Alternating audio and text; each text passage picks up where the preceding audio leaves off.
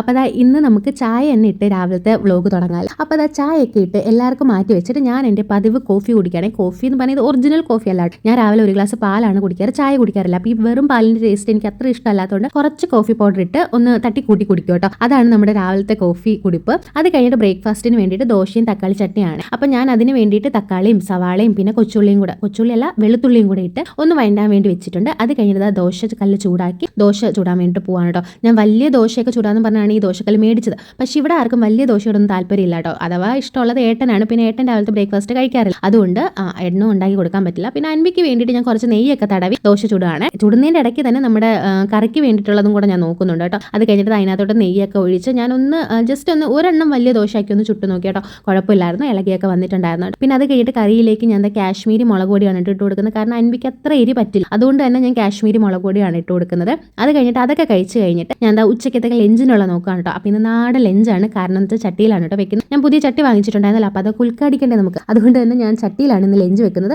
അപ്പോൾ ഇന്ന് തോരനും മുളക് വറുത്ത പുളിയാണ് കേട്ടോ. നമുക്ക് കറി വരുന്ന തോരൻ ബീൻസും ക്യാരറ്റും കൂടെ അരിഞ്ഞ് ഒന്ന് ചൂടാക്കി എടുത്തിട്ട് തേങ്ങയും കൂടി ഇട്ട് കഴിഞ്ഞാൽ നമ്മുടെ തോരൻ റെഡി ആയിട്ടുണ്ട്. മുളക് വറുത്തിയുടെ പുളിയുടെ റെസിപ്പി എന്ന് വെച്ചാൽ നമ്മുടെ കൊച്ചുള്ളിയും വെളുത്തുള്ളിയും പച്ചമുളകും കൂടെ ഒന്ന് ചതച്ച് ഒന്ന് എണ്ണയ്ക്കകത്തിട്ട് മൂപ്പിച്ചെടുത്തിട്ട് അതിനകത്തോട്ട് വറ്റൽമുളകും കൂടെ ചതച്ച് ഇട്ട് കൊടുക്കണവേ. ഇട്ട് കൊടുത്ത് ഒന്നാകുമ്പോഴത്തേക്ക് പിന്നെ പുളി ഉണ്ടല്ലോ, പുളി പിഴിഞ്ഞ് അതിനകത്തോട്ട് ഒഴിച്ചു കൊടുക്കുകയാണ് ചെയ്യുന്നത് കേട്ടോ. നമുക്ക് എത്രയാണോ വെള്ളം വേണ്ടെന്നുള്ള അതിനനുസരിച്ച് കൊടുത്തിട്ട് ഒന്ന് നല്ലപോലെ തിളപ്പിച്ചെടുത്താൽ മതി. നല്ല അടിപൊളി മുളക് വറുത്ത പുളി റെസിപ്പിയാണ് കേട്ടോ.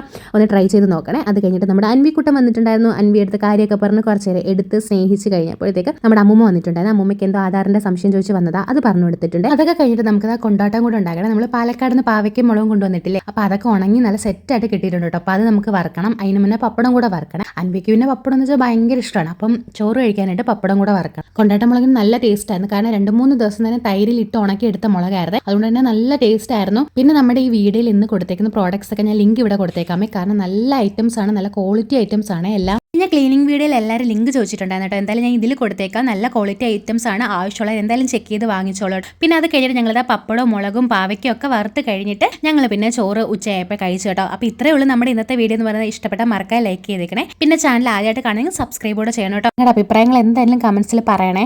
അപ്പോൾ അതാണ് എൻ്റെ ഏറ്റവും വലിയ സപ്പോർട്ട് എന്ന് പറയുന്നത് തന്നെ. അപ്പോൾ നമുക്ക് നല്ലൊരു വീഡിയോ ആയിട്ട് നാളെ കാണാമേ. ബൈ.